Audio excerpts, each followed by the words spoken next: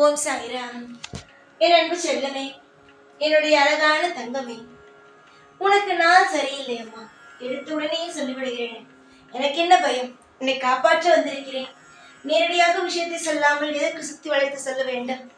நான் உன்னை காப்பாற்ற வந்திருக்கிறேன். எனக்கு காப்பாற்றுவதுதான் முக்கியம். உனக்கு பணம், நகை, பேர் இதெல்லாம் அடுத்த பட்சம். உன்னை காப்பாத்திட்டேன் அப்படின்னா நீ எல்லாத்தையுமே தானாவே வாங்கி போயிட்டு உன்னை இப்ப காப்பாத்து. அந்த நிலைமையில தான் நீ இருக்க. உனக்கு இப்பொழுது சொல்ல போனால் நேரம் சரியில்லை. உனக்கு ஒரு வாரமாக உனக்கு ஏற்கனவே நேரம் சரியில்லை. அதுவும் ஒரு வாரமா ஒரு நபர் வந்துட்டு போனான் பத்தியா அவன் வீட்டுக்கு, சொந்தக்காரன் என்று. அவன் வந்ததுலேருந்தே உனக்கு சரியில்லை. அவன் உன்னுடைய வீட்டில் இருக்கும் பொருளை பார்த்த பார்வையும் உன்னை பார்த்த பார்வையும் குடும்பத்தோடு வந்து உட்கார்ந்துட்டு நீ என்ன வச்சிருக்க, ஏது பண்ற, உன் குடும்பத்துல எல்லாம் எப்படி பேசிக்கிறீங்க, நீ எந்த மாதிரி உடை அணியிற, உன்னுடைய வீட்டுல ஏதாவது புதுசா ஏதாவது வாங்கி வச்சிருக்கியா, எல்லாமே பார்த்துட்டு அவனுடைய மனதிற்குள் மிகப்பெரிய ஒரு அழுக்கை எடுத்துக்கொண்டு போயிருக்கிறான். கண் சாதாரணமாக உன்னுடைய வாழ்க்கையில் என்ன நடக்கிறது என்பது எனக்கு தெரியும். அடுத்த வேலைக்கு என்ன செய்ய போகிறோம் என்ற ஒரு நிலைமைதான். ஆனாலும் வெளியில் இருந்து வரும் உறவுகளுக்கு எப்படியோ சந்தோஷமா இருக்கணும், எப்படியோ அவங்களுக்கு திருப்தியா சாப்பாடு போடணும், வெளியில சுத்தி காட்டணும், வெளியில எல்லாமே காட்டணும் அப்படின்னு ஒரு திருப்தியா அவங்க வந்தவங்களை ஒரு உறவுகள் என்பது ஒரு திருமணமான பெண் என்பது ஒரு லட்சுமி. ஒரு பெண்ணும் ஒரு ஆணும் ஒரு குடும்பத்தோடு பிள்ளைகளோடு வரும் பொழுது அவர்களை வீட்டுக்கு கூட்டிட்டு வந்து சாப்பாடு போட்டு இதெல்லாம் பண்றது தெய்வக்கலை. அதெல்லாம் நீ பண்ற, வராங்களேன்னு பண்ற. ஆனா அவங்க பார்வை சரியில்லாத பொழுது அது உன்னை பாதிக்கிறது. சரியா? உன்னுடைய என்ன இருக்கு ஏது இருக்குன்னு பாக்குறாங்க. ஆனா உன்னுடைய வாழ்க்கையில் அவர்கள் வந்து விட்டு போனதற்கு பிறகு எவ்வளவு செலவானுச்சு, இதெல்லாம் நான் எப்படி ஈடுகட்ட போறேன்னு நீ யோசிக்கிற. அது அவங்களுக்கு தெரியுமா? வெளியில அழகா ஒரு வாழ்க்கை, உள்ளுக்குள்ள அவ்வளவு கவலை நிறைந்த வாழ்க்கை தான் உனக்கு. ஆனா அவங்களுக்கு தெரியாம என்னென்னமோ பேசுறாங்க. உங்க பாக்குற பார்வை கூட சரியில்லை. சரி, இது ஒரு வாரம் ஆச்சு. இப்ப நான் என்ன பண்ணணும், எந்த விஷயத்த நான் பாதுகாக்கணும்? முதல்ல நீ செய்ய வேண்டியது, உன்னுடைய வீட்டுல எல்லார் காலிலையுமே கருப்பு கயிறை கட்டி விடு. காலில, புரியுதா? காலில நீ எந்த தெய்வத்து கோயில போய் எதுவுமே போய் வாங்கி கட்ட வேண்டாம். சாதாரணமான கயிறு வீட்டுல கடையில வாங்கு. கடையில வாங்கி சாதாரணமான கயிறு எல்லாரும் கருப்பு, அதாவது எல்லாருடைய ஒரே ஒரு காலில் கட்டினா மட்டும் போதும். சரியா? ஏதோ ஒரு காலில் கட்டு, கருப்பு கயிறை வாங்கி எல்லாரும் கட்டுங்க காலில். கந்திஷ்டி பார்ப்பவர்களுக்கு கந்திஷ்டி கூட எடுத்துரும். அதை செய்யுங்க. முதல்ல எந்த பொருளை பாதுகாக்கணும் அப்படின்னா, நேரம் சரியில்லை. நீ எந்த பொருளை வெளியில போற, ஒரு வேலைக்கு போறியோ, இல்ல ஒரு பொருளை வாங்க போறியோ, இல்ல ஒரு பக்கத்து வீட்டுல போய் நிக்கிறியோ, எந்த பொருளை உன் கையில எடுத்துட்டு போறியோ, அது உன்னோட போனா இருக்கலாம், உன் வீட்டு சாவியா இருக்கலாம், பையா இருக்கலாம், எது வேண்டுமா, எதை நீ எடுத்துட்டு போற பொருளை பத்திரமா பார்த்துக்கோ. ஏன்னா வந்துட்டு போனவங்க சரியில்லை, அவங்களுடைய கண்ணானது உன்னை பாதிக்க கூடும். அதனால நீ பத்திரமா பார்த்துக்கிட்ட அப்படின்னா பிரச்சனையே இல்லை. நீதான் இதை யாரையாவது பார்த்துட்ட, சொந்தக்காரங்க நடந்து போயிட்டே இருக்கும்போது ஏதாவது சொந்தக்காரங்களை பார்த்துட்டா கையில என்ன இருக்கு அப்படிங்கிறதையும் மறந்துடுறிய. எங்கேயாவது கடைக்கு போயிட்டே இருக்க, ஒரு நண்பனை பார்த்துட்டா கடையிலேயே வாங்கின ஜாமான வச்சுட்டு வந்துடுறீங்க. நீ இவ்வளோ சுதாரிப்பு இல்லாமல் இருக்கும் பொழுது உன்னை நினைத்து நான் பயப்பட வேண்டியதாக தானே இருக்கிறது. எப்பேற்பட்டவர்களை கூட பார்த்துருக்கலாம். ஏன் என்ன கூட நேர்ல பார்த்துருக்கலாம், இதை பார்க்கலாம். அப்பயும் நிதானத்தை இழக்கக்கூடாது. என்ன கையில வச்சிருக்கோம், என்ன எந்த இடத்துல இருக்கும் அப்படிங்கிறத நீ சுதாரிக்கணும். நீ சுதாரிச்சா மட்டும்தான் அது வாழ்க்கை. சுதாரிக்கலன்னா வாழ்க்கை இல்லை. புரியுதா? நீ ஒரு நபரோட போய் பேசிட்டு இருக்க கடையில எல்லாத்தையும் வச்சுட்டு இருந்துட்டீங்கன்னா என்ன பண்ணுவ?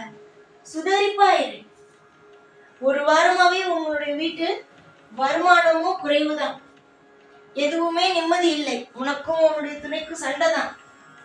என்னடா இப்படிலாம் நடந்துச்சுன்னு யோசிச்சுட்டு இருந்த சமயத்துல இந்த வாக்கு உன் காதுல விழுது. இவங்க இப்படி பார்த்தாங்க, இவங்க கண் திருஷ்டியோ இப்படி இருக்கு, நம்ம கொஞ்சம் சுதாரிக்கணும் அப்படிங்கிற ஒரு விஷயம் காதுல வந்து விழுது. இப்போது நான் எதுக்கு வந்தேன்? உன்னை காப்பாத்தி உன்னை ஒரு நல்ல இடத்துல கரை சேர்க்க வந்திருக்கேன். என்னை நீ எப்பொழுதும் நம்ப வேண்டும். ஒவ்வொரு இடத்திலும் உனக்காக ஒவ்வொன்றையும் செய்து கொடுத்து வாழ வைத்துக் கொண்டு, என்னுடைய பிள்ளை என்றால் இப்படிதான் இருக்கணும், இந்த ஒரு விஷயத்தை தான் என் பிள்ளை செய்யணும் அப்படின்னு என்னுடைய பிள்ளையா இருக்க உனக்கு நான் சொல்றேன். புரிஞ்சு நடந்துக்கோ. காலம் முழுசும் உன்னுடைய வாழ்க்கையில் நான் இருப்பேன். எல்லா இடத்திலும், ஒரு இடம் இல்ல, 2 இடம் இல்ல, உனக்காக ஒவ்வொரு இடத்திலும் உன்னை பாதுகாத்து வழி நடத்தி உனக்கு தேவையான ஒவ்வொன்றையும் செய்ய நான் இருப்பேன். நீயாக போட்டு குழப்பிக்கொண்டு ஏதேதோ விஷயத்தை எல்லாம் நினைத்து கொண்டு இருக்க வேண்டாம். புரிகிறதா? நல்லதோ கெட்டதோ அனைத்தையும் சமாளிக்க எனக்கு தெரியும். நீ உனக்கு என்னென்னலாம் வேணுமோ, உன்னுடைய வாழ்க்கையில என்னென்னலாம் உனக்கு ஆசை இருக்கோ, எல்லா விஷயத்தையும் என்கிட்ட சொல்லு. நிச்சயமா நான் செய்வேன். அப்பாவா இருக்கிற எனக்கு எல்லாமே தெரியும். நீ தான் போட்டு அப்பப்போ குழப்பிக்கிற. இந்த விஷயம் நடக்குமா, அந்த விஷயம் நடக்குமா, எனக்காக சாய் இது செய்வாரா, அது செய்வாரா அப்படின்னு. காலம் உன் பக்கம் வரும். கூடிய சீக்கிரமா காலம் உன் பக்கம் வரும். வரும்போது என்னை புரிஞ்சுக்கிட்டு நீ சொன்னதை செஞ்சுட்ட சாயி அப்படின்னு சொல்லு. புரியுதா? உன்னுடைய வாழ்க்கையை பார்த்து உன்னை எப்படிடா இப்படி வாழ்றா அப்படின்னு கரித்து கொட்டியவர்கள் அனைவருமே அவர்களுடைய வாழ்க்கையில் தவறு செய்கிறார்கள். என்ன தெரியுமா தங்கமே? பாவத்தை சேர்க்கிறார்கள். ஒவ்வொரு நபரும் அவர்களுடைய வாழ்க்கையில் பாவம் என்ற ஒன்றை சேர்க்கிறார்கள் கண் வைத்து. ஆனால் நீ நல்ல பிள்ளை. எப்பொழுதும் யாரையும் பார்த்து பொறாமப்படுறதில்லை. எப்பொழுதும் நீயாதான் இருக்க. புரியுதா? கண்மூடித்தனமாக நீ நம்பும் ஒரே ஒரு தெய்வம் மட்டுமே. இந்த தெய்வமாகிய நான் உன்னை எல்லா இடத்திலும் உன்னை அற்புதமாக வாழ வைத்து, எல்லா இடத்திலும் உனக்கு தேவையான ஒவ்வொன்றையும் கொடுத்து, உன்னை சந்தோஷப்படுத்தி, உன்னை இன்பமாக வாழ வைப்பேன். நம்பு. நீ உன்னுடைய வாழ்க்கையில் என்னை நம்ப முன்னேற்றம் தான் அடைவாயே தவிர தோல்வி என்ற ஒன்றுக்கு நீ வரமாட்டாய். எல்லா நிமிஷமும் கவலைக்குள் போகாதே, கண்ணீரை சிந்தாதே, யாருக்கும் மத்தியில் தலை குனியாதே, எல்லோருக்கும் மத்தியில் தலை நிமிர்ந்து நில். யாருக்கும் குறைந்தவளோ சலித்தவளோ நீ அல்ல. எல்லோரும் பொறாமைப்பட்டு பாவத்தை சேர்க்கிறார்கள். நீ எதுவுமே சேர்க்கல. ஏற்கனவே சில பாவத்தை கழிக்கிற. அவங்க இன்னும் கடனை, அதாவது பொறாமைப்பட்டு பாவத்தோட கடனை வாங்கிட்டே இருக்காங்க. அவங்க சேர்த்து அனுபவிப்பாங்க. நீ என்ன பண்ண?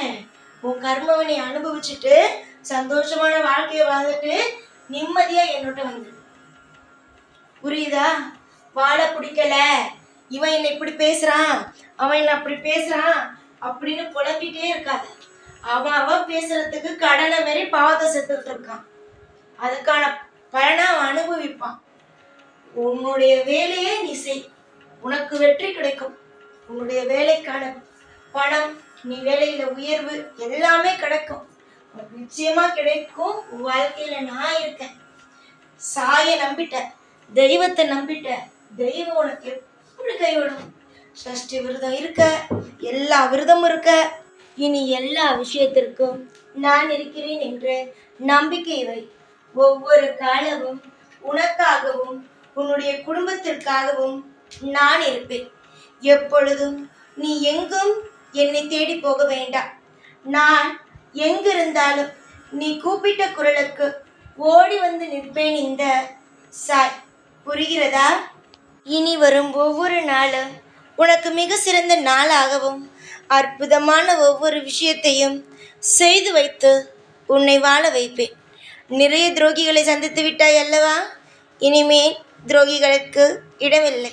இனி எல்லாமே நல்லதே. ஓம்